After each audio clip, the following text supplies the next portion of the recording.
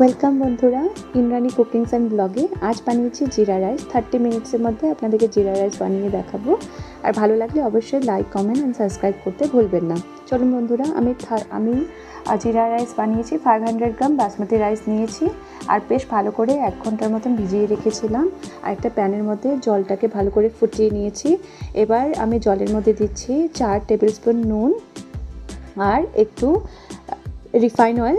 আর refine oil means সাদা তেল। আপনি সাদা তেল ব্যবহার করতে পারেন, করলে ভীষণ সুন্দর একটা ঝরঝরে একদম রাইসটা ভীষণ ঝরঝরে টেক্সচার হবে।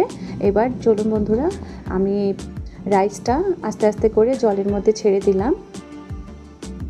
বেশ ভালো মতন ধুয়ে নিয়েছিলাম রাইসটা। এবার ফুটে উঠলে পরে আমি একবার চেক করে নেব। আর রাইসের মধ্যে আমি দিচ্ছি হচ্ছে কড়াইশুঁটি দিতেও পারেন, আপনি স্কিপও করতে পারেন। দিলে বেশ দেখতেও সুন্দর হয়, খেতে ভীষণ ভালো হয়। ভালো লাগলে অবশ্যই লাইক করবেন, লাইক করতে একদম ভুলবেন না বন্ধুরা। এবার আমি একবার চেক করব রাইসটা কুকড হয়েছে কিনা।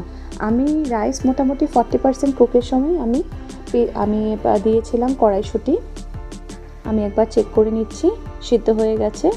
এবার মোটামুটি 70% কুক হয়ে গেলেই আপনি মাঠটাকে ঝরিয়ে নেবেন।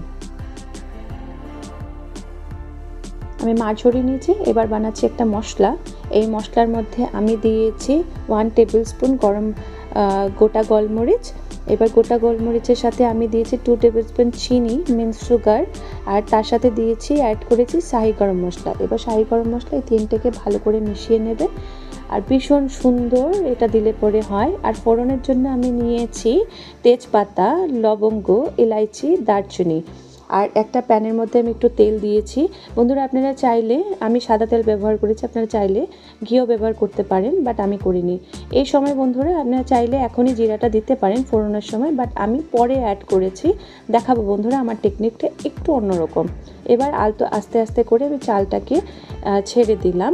এবার চালটা অ্যাকচুয়ালি আমি একটু ঠান্ডা করে নিয়েছিলাম ফ্যানের মধ্যে দিয়ে। আর একটু ঠান্ডা করে রাখলে আরও সুন্দর ঝরঝরে হয়ে ওঠে। আমি আস্তে আস্তে করে ছেড়েছি। এবার বন্ধুরা, জিরা রাইসটা আপনারা বেসিক্যালি কষা চিকেন, মাটন বা আলুর দমের সাথে খেতে পারেন, ভীষণ ভালো লাগবে। আমি তো ঝটপট 30 মিনিটসের মধ্যে বানিয়ে নিয়েছিলাম। আপনাদের বাড়িতে গেস্ট আসলেও বানাতে পারেন বা বাড়ির সকলকে বানিয়ে খাওয়াতে পারেন। এভাবে বানাবেন, ভীষণ ভালো লাগলো। আর কেমন লেগেছে আর বানিয়ে অবশ্যই জানাবেন বাড়িতে, আমাকে কমেন্টে জানাবেন কেমন লাগলো, উৎসাহ দেবেন। ইন্দ্রাণী কুকিংস অ্যান্ড ব্লগস, আমাকে নতুন নতুন ভিডিও আপনাদেরকে আমি এইভাবেই পোস্ট করব। উৎসাহ পেলে আমি অবশ্যই সুন্দর সুন্দর ভিডিও বানাবো বন্ধুরা। এবার আমি আস্তে আস্তে করে চাল ছেড়ে দিলাম। চাল দিয়ে আমি সেই মশলাটা যেটা বানিয়ে রেখেছিলাম 1.5 স্পুন করে আমি অ্যাড করছি। এবার 1.5 স্পুন আমি অ্যাড করার পর দেখুন বন্ধুরা, স্মেলটা ভীষণ ভালো হবে। এটা দিলে পরে সুন্দর একটা স্মেল আসবে আর জিরা রাইসটাও খেতে ভীষণ ভালো লাগবে। বন্ধুরা, এইভাবে বানিয়ে আপনারা বাড়িতে বানাবেন, খুবই ভালো হবে। জানাবেন কমেন্টে কেমন বানিয়েছিলেন বা কেমন হয়েছে। আমি আপনাদের জন্য এইভাবে বানিয়েছি। আমি এবার আবারও চালটা দিচ্ছি। এবার রাইসটা দেওয়ার পর আমি আবার সেই মশলাটাকে ভালো করে সুন্দর করে ছড়িয়ে দিচ্ছি। ছড়িয়ে দেবেন, গন্ধটা ভীষণ ভালো হবে। আর এবার দেওয়ার পর আমি ভালো করে দিচ্ছি বন্ধুরা। এবার দেখুন মশলাটা, গন্ধটা ভীষণ, ফ্লেভারটা ভীষণ সুন্দর আসবে। এবার বন্ধুরা, আমি আলতো করে, ভালো লাগলে অবশ্যই লাইক কমেন্ট করতে কিন্তু ভুলবেন না।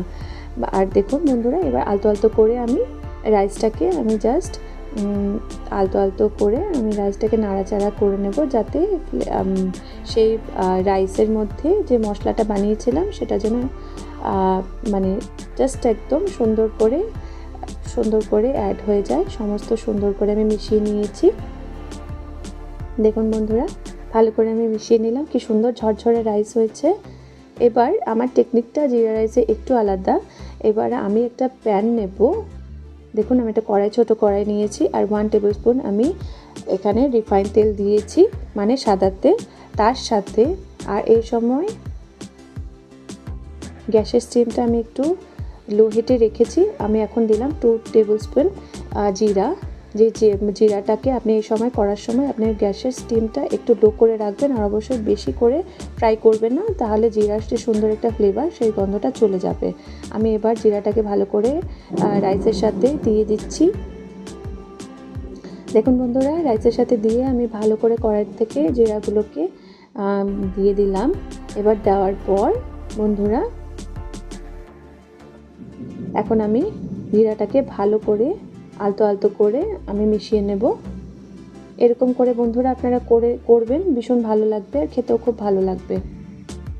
আর এই টেকনিকটা একটু মানে আমি আমার মতন করেছি বন্ধুরা। দেখুন আমি আলতো আলতো করে আমি জাস্ট নাড়াচাড়া করে নিলাম।